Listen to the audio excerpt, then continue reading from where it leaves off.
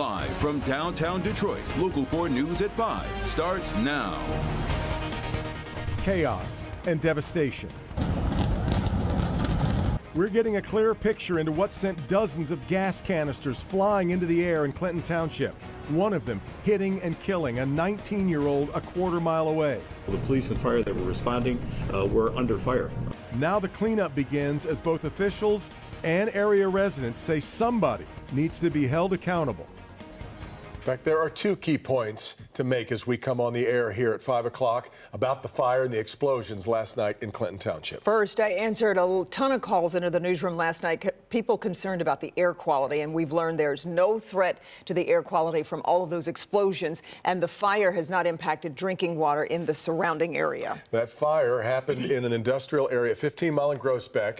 That 19-year-old innocent bystander hit and killed by a projectile from a quarter of a mile away on 15 Mile Road. Yeah, take a look at this video from Sky 4 showing the chaos last night as fire crews struggled to get a handle on the fire because of those flying canisters. Officials say they found debris 2 miles away, and if you do find one of those canisters, you need to call the township right away. Yeah, this is what it looks like right now. Oh. Live pictures from Drone 4 over select distributors. You see the building is pretty much gone, and there's debris everywhere beyond the building's footprint. Yeah, we have multiple reporters on this story tonight. Pamela Osborne is out with neighbors tracking the cleanup, and investigator Karen Drew is working to get answers into whether this business was permitted to store those gas canisters. Let's start things off here at 5, though, with Rod Maloney. We had officials there in Macomb County. Just give us an update in the past hour, Rod. Yeah, Devin, it's a situation where they have a local state of emergency in effect. They've got the Michigan State Police bomb squad out here, alcohol, tobacco, and firearms helping with the investigation. Firefighters, as you saw, still pouring water on the scene. We heard the last explosion just after noontime today at the scene when they started putting that water onto it. And one of the odd things that we saw out there is that people have come to the site, and before there was a lot of security, they were running around collecting the unspent canisters, picking them up and putting them in their cars. City says, bad idea.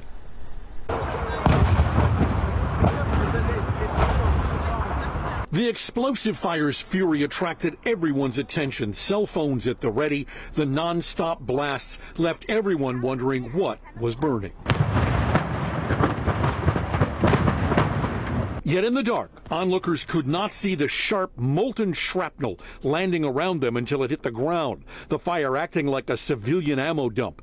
In the daylight, this is all that's left of the former Save-A-Lot grocery. Early investigation showed hundreds of illegal flammable containers inside Goo Select Distributors, a marijuana supply storefront.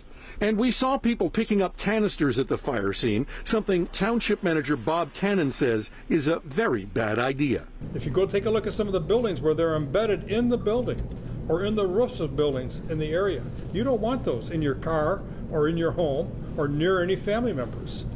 Please don't do it. None of the half semi-load of these canisters were approved by the city's building department, and they say that no one even knew that they were there. And as onlookers gathered a quarter of a mile away at the car wash last night, the heavy, invisible shrapnel slammed into a young man's head. Fire Chief Tim Duncan saying it's clear there could very easily have been more than one fatality and one firefighter injured. The fact that there was no other major injury or somebody passing on that scene, somebody was looking out for us. Now, we want to thank Abdul Kalami, Sarah Cooper, and Joe Lambert for their phone video we just showed you. But now you're looking at drone video of the scene, the old Save-A-Lot grocery there now that is basically in rubble. One of the things that is difficult to see when you're looking at pictures like this is the fact that these canisters are not light. When we found them quite literally bent in half, and you go to move one or even pick it up, it weighed several pounds. This was serious, serious business. And in fact, the chief said in the briefing this afternoon that it was like a war zone, and he was not kidding. Devin, Kim, back to you. Looked at so much jaw-dropping video and pictures all day, but you've been there all day. I'm curious about what has struck you the most of what you've seen. Well, the sharp edges on those heavy pieces, but take a look at this, Devin. This is a knife that we found at the scene. This is a Batman-themed knife. They had a whole lot of these with the blades stuck out. These were flying around every bit as much as those canisters. They were all over the place. We found this one on the ground, but there we have pictures of them on roofs and so forth. This was exceptionally dangerous business out there last night. You couldn't design a weapon to be more horrific than what we're seeing here. It's amazing stuff. Yeah. All right, Rod.